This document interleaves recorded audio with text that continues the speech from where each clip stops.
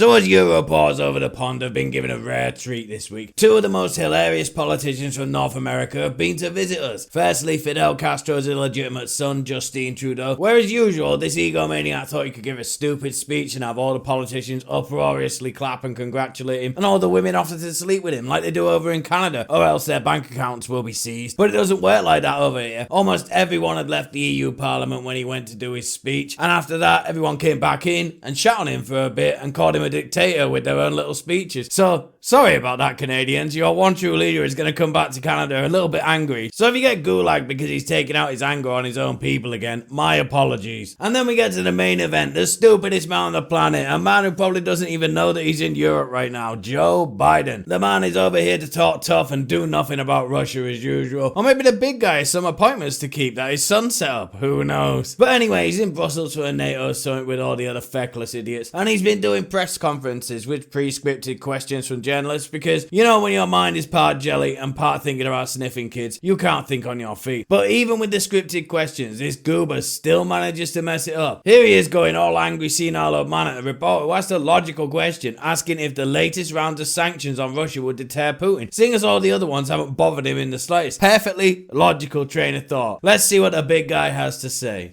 Let's get something straight. You remember, if you covered me from the very beginning, I did not say that, in fact, the sanctions would deter him. Sanctions never deter. You keep talking about that. Sanctions never deter.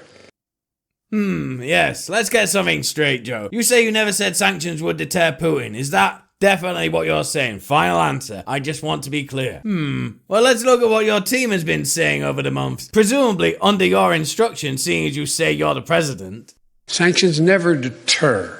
You keep talking about that. The purpose of the sanctions has always been and continues to be deterrence. The purpose of the sanctions, in the first instance, is to try to deter Russia from going to war. The president believes that sanctions are intended to deter. They're meant to prevent and deter a large-scale invasion. We want them to have a deterrent effect. The sanctions are designed in the first instance to try to deter Russia from taking further aggression, as well as our efforts to both try to deter Russia through sanctions. If you pull the trigger on that deterrent, well, then it doesn't exist anymore as a deterrent.